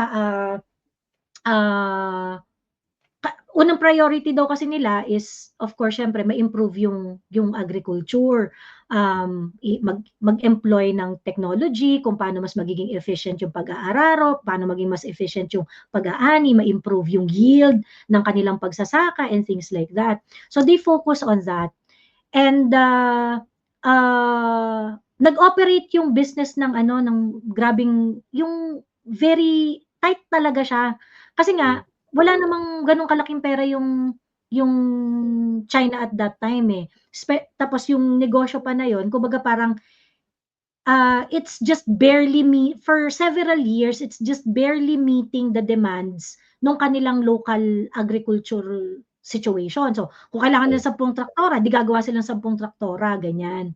So, wala siyang talagang malaking wala siyang revenue for quite some time. And then later on, nag-improve sila, nag-ano-ano sila, ganyan-ganyan. And then they become they actually capture parang 90% of the heavy equipment market of the world. CNMC So, yan, CNMC. Yeah. Look, tingnan ninyo lahat ng traktora, lahat ng heavy equipment na makikita ninyo sa buong mundo. Ilan dyan ang makikita nyong hindi made in China? The buildings that the world is building, ang mga heavy equipment na gamit ay malamang sa malamang from China. And the steel made to make those buildings are made in China. The steel. Oo. Ayun. Sabi ni Jill, Ma'am Joey, papatawag na naman kayo. Promote kayo ng promote about China. Actually, kahit yung pako, alam niyo ba mga pako sa Pilipinas? Pako, Neil. China yan. Bakla pag inaway niyo ang China, sabihin ng China hindi na kayo mag-i-export ng pako. Bakla wala na magagawa sa Pilipinas. Sabihin na Santo, pag may nagpapapako, no, sa cruise, chances are yung pako made in China yun. So, nakakatawa yung go Sas. Go. Ayun. Nakakatawa yung mga sa TikTok nga and yung mga memes na naglalabasan kasi sabi raw ng US, "No, I have all my cards with me. All the right cards. I have it with me. I can play this game." Sabi raw ganun ng US. Itong tariff war pertaining to the tariff war. "I can play this game. I have all the right cards with me." Ganyan. Sabi ng US, sabi ng China, "Idiot. We made those cards." We made those cards, idiot. You can play this? 'Di ba di ba ang merong kasabihan na keeping up with the Joneses. Yung anong binibili ng kapitbahay mo, gusto mo rin bilhin para ay bongga. Sa China daw, ang version ng keeping up with the Joneses is keeping up with the Wangs. Savings naman, palakihan ng savings. Grabe, no? Ayun. Wow. Ayun. Ang problema ngayon sa China, dumadami daw jobless. Tama ba? Wala silang pakialam. Hindi sila magugutom kahit jobless sila. Sinasabi ko sa inyo, huwag niyo i-interpret ang China na para mga Pilipino na pag walang trabaho ay magugutom. Malaki ang savings nila. Girl, matakot ka na maging jobless ka na wala kang savings. Doon ka matakot. Pero kung may savings ka, bakla kahit mawala ka ng trabaho, ba't ka doesn't matter. Oo. It doesn't matter. Tapos they would always have an option to be a merchant. If they do not have a job, they can be a merchant. Kasi part naman yun ng culture nila eh. Oo. Ang nila, yung kasi nga malaki talaga yung youth unemployment dito sa China. Na kasi nga nagkaroon ng structural saturated na kasi yung what's this yung digital industry. Digital economy. Very, very saturated. Kaso ang karamihan kasi ng mga younger people, gusto talaga nila yung mga bonggang trabaho kagad. Kaya hindi sila matagal silang makahanap ng trabaho. So it's more structural kaysa sa walang mahanap na trabaho. Ibig sabihin, pagkaiba yun yung walang mahanap na trabaho, wala talagang available jobs, kahit anong jobs. Maraming Ito, available mismatch. jobs. Mismatch sila. Actually, hindi lang, ano talaga yun, self-imposed joblessness dahil wala silang mahanap na trabaho na gusto nila kasi Fit nga, sa lalo ano na nila. lalo na yung younger generation, gusto nila kagad yung, ay hindi, kailangan kagad ako. Gusto ko yung trabaho dyan sa industry niyan. Karamihan ng mga industry na gusto nila, saturated na yung trabaho. So ngayon, kaya nag-aantay sila ng matagal. Yung iba, nagiging self-entrepreneur, which is actually bongga kasi nga malaki talaga ang digital economy ng China. Kahit magbenta-benta ka lang diyan ng kung anik-anik na mga ano-ano ganyan, na mga gulay-gulay online. Online Sigurado ka gulay-gulay. talaga Tama. sigurado talaga may kikitain ka. Pero wag niyo sabihin na dumadami ang jobless, maghihirap na ang China. Bakla, may savings sila. Hindi sila katulad ninyo na wala na kayong trabaho, wala pa kayong savings. That's a huge difference. Tapos yung mga bata pa na yung mga young people pa na walang makuhang trabaho, these are the younger people na one-child policy. Bakla, kahit wala silang mahanap na trabaho, ang gagawin lang nila, pupunta lang talaga sila sa parents nila at doon muna tumira. And the parents would be glad to take them anytime. Yes, Isang anak eh. at kasama yon sa jobless. Tingin sa jobless sa kanila, mga pulo-pulubi dyan sa tabi-tabi na magmamamalimos dahil walang job. Bakit ang mga parents nito ay sila yung mga nag-ipon ng bonggang-bongga na kaya sila naging jobless dahil saturated ang karamihang industry. Pero don't think na yung pamilya nila ay walang pera. Oo. Pero nung nasa ano nga yung huling city na pinuntahan ko? Yung pinaka-last na sa may Yunnan, marami dong siguro dahil kaya dun siguro rin yung last na city na dinala sa amin kasi maraming yung city na yon is known for flower. Yung number 1 flower market in the world is in that city. Pagkatapos marami silang mga shop na pangpasalubong. Yung mga yung mga tapos yung sa area yung sa hotel na tinira na pinagstayan ko, halos yung nakapalibot doon, panay mga pasalubong shop. Ganun, panay mga pasalubong shop, ganyan. Yung mga may-ari ng mga shops, ang babata. Kaya Ang nga, babata.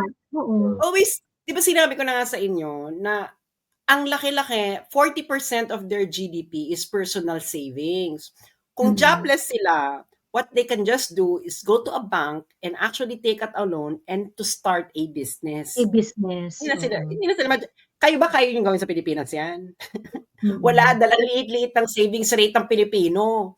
No? Ang liit-liit ng savings rate. Wala talaga kayo mauutang sa bangko ng magandang halaga. Tapos may tax holiday pa yung mga nag-uumpisa mga Tapos business. ang ganda ng nila, ng very accommodating for entrepreneurship yung mga bangko nila. Hindi very rigid yung requirements. Napakababa ng interest rates. Talagang bibigyan ka talaga ng chance na to make it as an entrepreneur. Hindi tulad sa atin dito, pag nag-loan ka, kahit may negosyo ka na, you have to submit everything to prove to the bank na kumikita. Pahirapan talaga. Yun talaga ang gusto nilang gawin para yung pera lumabas ng bangko. Kasi nga, hindi nga lumalabas ng bangko yung pera ng mga, hindi nga lumalabas ng pera yung bangko ng mga Chinese. If mayaman ng China, bakit nandito ang mga Chinese sa Pinas? May mga Amerikano rin. Ilan ba ang Chinese na nandyan? Kasi kaya sila nandiyan kasi may pera sila, kaya nilang bumili. Si Chris naman eh. Ayun. Ano ba naman Si tong Chris, classic no? to? Parang, ano ba to si Chris? Chris, ano ka ba? Ano bang, taga-raw 4 ka ba? Raw 6 ata, raw 6 na to. Ayan. Actually, Oh. sabi ni Prof. Bato, actually many Filipinos have negative savings due to sustained inflation in the last 2 years. Our middle class could not afford to be unemployed. That's so true. It Actually, will yung spell the isang, doom of the family pagka naging unemployed ka sa Pilipinas. actually, yung isang Greek economist, sabi niya, actually, ang kailangan lang gawin ng, ini-advise niya yung Communist Party of China. Alam niyo kung kailangan niyo lang gawin? Kasi nga, di ba, digital lahat dito, yung lahat ng payment, ganyan. Ang gawin niyo lang, bigyan niyo lahat ng citizens niyo ng ganitong halaga at sabihin, at ang ano lang nun is kailangan niyo siyang i-spend. Sabi niya, just try it for one day and see. Yun sabi. Just to make a statement ba? Just to make a statement to the world. Oo, na sabi nung ano, Greek, no, it's more threatening than the nuclear warhead. Oo, sabi bigyan niyo Diba? lang sila ng ganitong halaga, ano niyo sila sa yung parang okay, you have 100 yuan bawat isa. Times 1.4 billion. Pero hindi mo siya pwedeng i-save. Yung pera yung kailangan mo siyang gastusin at a particular period of time, otherwise mawawala yung babalik uli yung pera sa gobyerno. So just tingnan mo lang kung ano mangyayari sa economy mo. And China can afford to do that experiment because they have a lot of money. True. Malay natin, baka sa isang Chinese nila yan. Diba? Ayun. Teka, meron ako Malay mo, baka bigla may pumasok na 100 yuan. Dahil, ano na,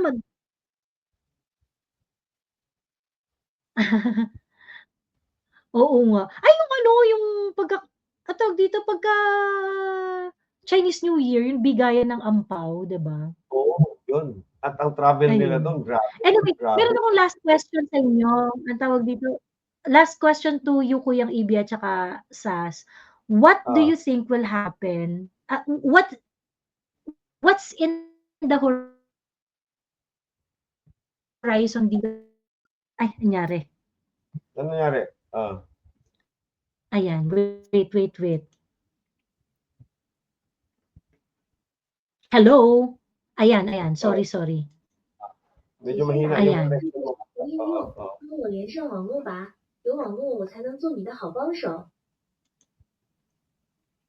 Hello?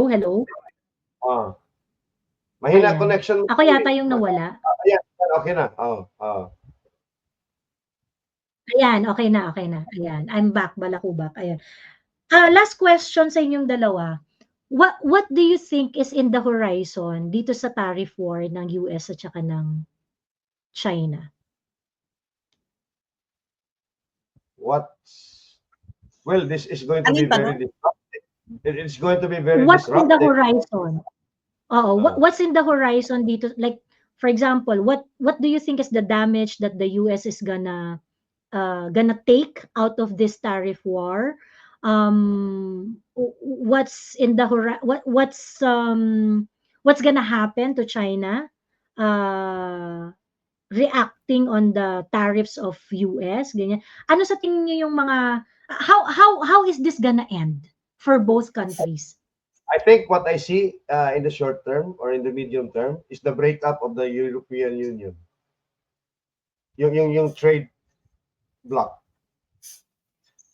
Baka mag-ano sila na mag-divide sila na hindi, pa-follow namin yung US, yung iba naman hindi sila magpo-follow, magte-trade kami with China. I think they will trade individually na. Pero I think the EU will actually bula-bula ang baba ni Sas. Anyway, I think ang mangyayari kasi the US is trying to prevent the inevitable. Kasi magkakaroon the dollarization eh. So I think actually what the US is just trying to do is to actually slow down China's growth. It's But not really, but it's accelerating actually the de-dollarization. yeah. Hindi, ang ano nun is gusto nilang pahintuin yung China's growth kasi meron kasi silang nasa ano na yan eh, nasa national security strategy na yan ni Biden 2022. Actually kino-continue lang naman ni Trump yung national security strategy ni Biden. Ang nilagay nila dong time period 10 years. So 2022 to 2032. Pag hindi nila na slow down yung growth ng China, hindi na nila mahahabol yung China.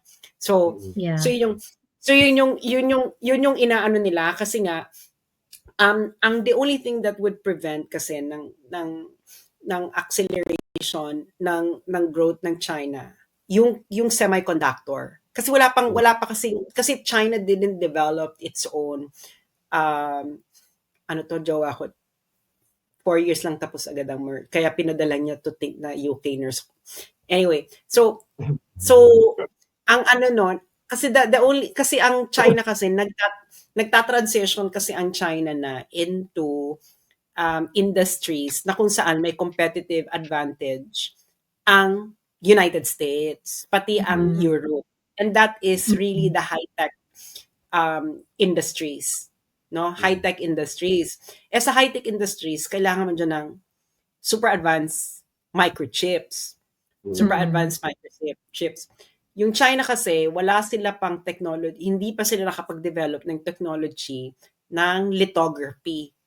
Alam niyo yung lithography, yung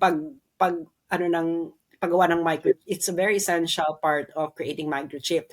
At ang pinaka-advanced niyan, nasa Netherlands, yung ASML. Yan yung pinaka-isa lang, the machine that designs the machines that makes the chips. Yes, so the machine that designs that makes the chips. So ngayon, merong mga machine na develop ang China, pero wala pa sila yung talagang katulad dun sa ASML. Kaya ang ginawa niya hindi Biden, 'di ba? Pinahinto niya yung export ng mga chips, yung ASML, parang hindi ka pwedeng mag-export ng ganitong itong particular machine na to. Kasi once na China actually has it, the growth of China will just boom. Kasi yun na lang yung kulang ng China eh, yung know-how doon eh. So kaya yung ginagawa ng US, 'di ba, ang ginawa ng US, 'di ba? It's not about spying or whatever na ipe-prevent namin ng mga Chinese students sa aming mga yung pag-aaral sa science, etc. It's not really about spying, etc. Kasi nga karamihan ng mga yung know-how na yon nasa US. No, it's well developed in the US kasi mas advanced sila eh. And Europe. So ngayon yung pagpipigil nila na yung mga Chinese students mag-aral yun and they know that they can catch up. These Chinese students will go back to China and actually develop those industries. Yun naman kailangan ng China eh. So ngayon, pinababagal na nila lahat yung knowledge acquisition, product acquisition, etc. And the time period is yung 2022 to 2032.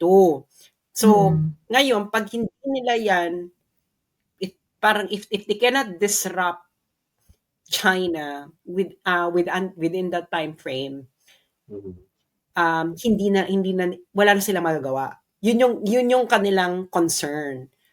Kaya sinasabi nila talagang threat kasi naguluhan na nga sila na shit, mas marami ng Navy ships sa atin ng China. Shit, mas marami ng ganito sa atin ng China. So ngayon, once China crosses that threshold sa pag-develop ng high-tech industries, the US industries will have a very hard time to catch up because China is not just going to compete by price but also by quality, and hindi kakayanin ng US. Hindi kakayanin ng US. and volume, hindi ka kaya kaya nila mag-compete on price kasi they can produce a lot. And hindi kaya kasi ng US to produce a lot because it's very expensive to manufacture products in the United States. Kaya nga sila nasa China because it's cheaper to manufacture. And they learned that lesson the hard way, Sas, doon sa electric vehicle industry, wherein 90% of EVs and the battery technology dominated by China. Tayo na nga. Yun na, ang pine-prevent lang talaga nila is yung microchip technology. Kasi nga, whoever has an edge in microchip technology will actually rule 21st century. Correct. 21st century and possibly 22nd century. Kasi nga, it's going... Kasi actually, in most, kasi paliitan na yan ng microchip You know, the smaller the microchip is, the better that its function. Ngayon, ito yung critical window nila, itong 10 years na to. Kasi nakikita nila they see the acceleration ng improvement of China. Na, kasi akala nila, ay naku, China lang naman yan. Wala pa silang ganito. Kaya nga ang story ng US at China is the story of the tortoise and the hare. Kasi di ba ang bagal? So nakikita kasi nila na ang bagal ng China mag-improve. Naku, ang backward ng China. So they rested on their laurels. And then suddenly, after 2008, dun sila naloko. Kasi nga, lahat ng sinet ng target ng China, na-hit nila. Like, kasi itong train system, kailan lang itong ginawa ng China? Since 2008, 2009. Tapos ngayon yung buong country nila na napakalaki, talagang na-connect nila talaga ng high-speed train. So parang naluloka sila na sobrang bilis nung development. So hindi nila nakita na China actually first gather all the resources, plan, and then when they plan, buhos-buhos ang bibiyaya. So ngayon, China has the most complete industrial system in the world. So from product development, from raw materials to product development to final product. And logistics. China has the best logistics right now in the world. They can transport their products to most markets and economies in all modes. By land, yung train, by sea, by air. So hindi mo sila, so kahit harangan mo sila dyan sa sea, meron silang railways going to Europe and Africa soon. So fully vertically integrated yung economy of China. Yung US, fragmented. US is actually... And you cannot compete without that ready, yung fundamentals nung wala silang fundamentals. Wala silang fundamentals of economy. Kasi ang US kasi nila lahat in-outsource nila lahat noon. Well, hindi lang yung in-outsource nila. It's really na kahit ibalik nila yung manufacturing sa United States, they still cannot compete by price when they export it because it's very expensive to transport products from the United States to other markets because you have to cross 2 huge oceans. So the United States is practically an island. Separated from the rest from the world with 2 oceans. That is their strength and greatest vulnerability when it comes to economy. Yung China, connected by land to most economies in the world. Kaya nga sinabi nila na, hindi namin kayo kailangan. Pag sinabi nila hindi nila kayo kailangan, hindi ka talaga nila kailangan. China is talking about geographically. Di sabihin nila, di mapapabagal mo kami. Mapapabagal mo nga kami, pero ang dami naming customer. Kita mo, connected kami by train. Ikaw, kanino ka nakakonect? Separated ka by 2 oceans. Paano yan? Pero do you think, Sas, they will succeed in slowing down within that window of... Inevitable po yan I think kaya nga di ba panic sila. Kasi I think because I think they were able to slow down a bit. Lalo na to sa microchip. Pero yung nangyari sa DeepSeek, diyan Yeah. sila natakot. Natakot sila doon. Kasi DeepSeek, kasi akala nila ang tagal pa bago ang China makapaggawa ng AI katulad ng ChatGPT. Kasi talagang gold standard yung sa ChatGPT. So akala nila hindi makakapag-develop ang China kasi nga hindi ba binan nila yung microchips. Kailangan mo ng super advanced microchips in order to develop AI.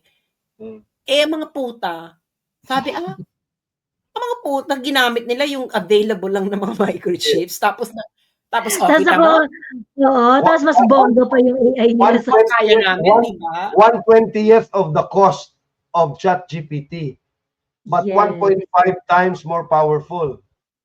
Sabi nila, kaya namin, di ba? So ngayon, parang ano nila, akala mo hindi namin kaya. So doon sila natakot. Doon sila talaga na double whammy sila First, it was the EV and battery technology and rare earth minerals. Tapos binongga na talaga doon sa DeepSeek. Yeah. So talagang natakot sila doon. Takot talaga. Kaya naloka sila dyan sa DeepSeek kasi hindi nila akalain. Can you imagine nung nilaunch ang DeepSeek in just one day? Magkano ang na-wipe out sa nila? Sa stock market. Stock market, yeah. Ilang trillions yon, di ba? Can you imagine just ganun ka-disruptive? Parang mas disruptive pa yung nangyari, yung nalibas. Yung Huawei, natakot din sila sa Huawei. Kasi can you imagine, binan nila ang sales ng microchip sa Huawei. Pero putang ina, bigla sila nakapag-produce ng triple phone, tapos nakakatawag sa... So, doon talaga sila na Kaya and ngayon even nga... the operating system, kaya Huawei was forced to develop their own operating system. Which is far more secure. Akala nila... Hindi, ayun ang akala kasi nila Kasi nga, syempre, you know the actual capability of country. Titingnan mo, may ano bang mga know-how niyan? Ilan ba marunong diyang gumawa ng operating system, ng ganito, ng ganyan, etc.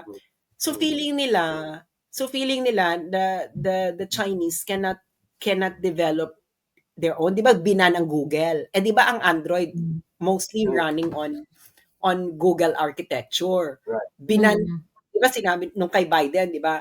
Hindi na po pwede ang Google sa Huawei. Huawei, oo. Bakla dito, bigla sila nag-develop. Ganun ba? So gumawa sila ng sarili, yung Harmony OS. Harmony OS. And now they have their own jet, SAS. They have their own jet. They have their own shipbuilding. So ano nila? Ganun ba? Akala nyo maghihirap kami. Marami kaming pera. Tapos, ngayon, nag-galvanize tuloy yung mga Chinese na nasa US. Yung mga experts ngayon sa mga universities sa US na mga Chinese, bumalik ng China. Bumalik sa China. Na-imbier na because of the racism in the US. So ngayon, kasi ganoon ang US if you're very talented, etc., they will keep you. Dito ka, mag-ano ka dito, offeran ka ng bonggang-bongga. Yung mga Chinese na nandyan sa US, girl, sobrang bonggang offer yan just to remain. Well paid, Just to remain, no? Just like the Indians. Just like the Indians. Kaya ang India may brain drain kasi talaga ang US ang laki mag-offer Oo, totoo. Kasi yung mga Indians din, on certain industry, talagang very sila High-tech industry yan talaga. Software. High-tech. Because magagaling kasi sa math ang India. Well, mathematics came from India. So, you know that. Ngayon, kaso, malaking mag-offer ang US pagdating sa... Kaya sa talent, kung gusto kong kukunin ka nila. Kaya nga sabi ko kay Darren, isa lang ang i-offer ko sa US. Lagay niyo sa Guantanamo yan.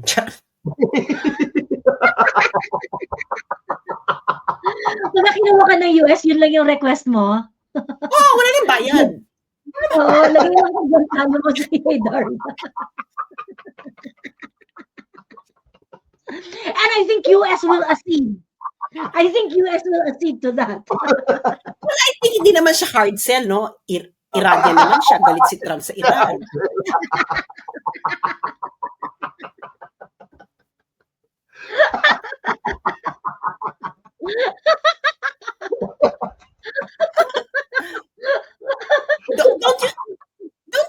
Don't you think it's going to be a fair bargain for the US? I think that's a fair bargain.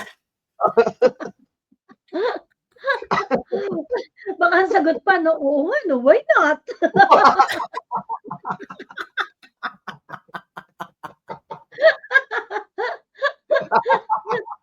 Goodness.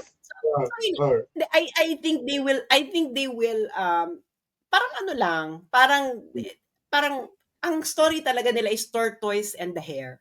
So ngayon matatawa yung US kasi nga okay on the surface, always remember that the art of war was written in China.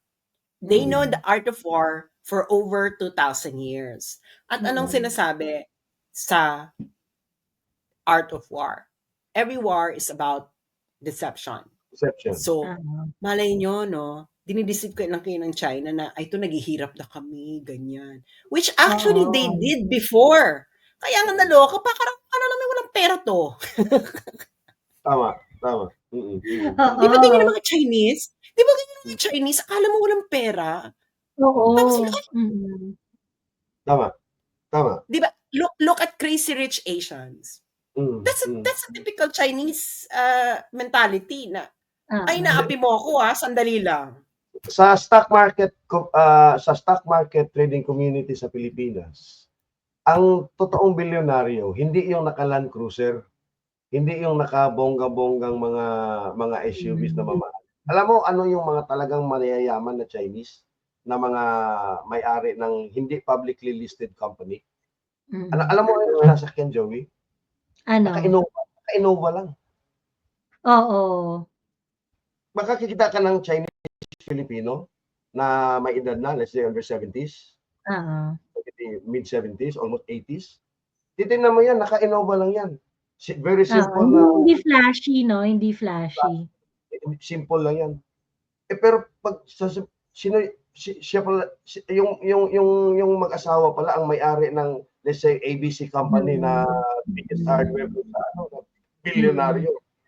Billions of pesos yung sales every year. And these are the people who will typically pay attention to behavior, to manners, yung intrapersonal skills. Ito yung mga tipong tao who would pay more attention to that rather than yung flashiness and kung magkano yung handbag mo or things like that. Pansin ko lang. Ayun na nga eksena. I think babagal yung growth ng China. Pero once again, remember the Chinese mentality, okay lang na mabagal. Basta umuusad. Yes. And I thank you all. Ayan. On that note, the cosmological woman. Oo nga. Siya dahil alas 3 na ng madaling araw tayo mag-end live na. Alas 3 na. Pinuyat natin si Kuyang Ibi ng bonggang-bongga. Kuyang, salamat sa pagstay hanggang alas 3 ng madaling araw. Ayan. Mag-thank you na ako sa lahat. Maraming salamat. At Bye, Joey. Bye, Sas. Thanks, guys.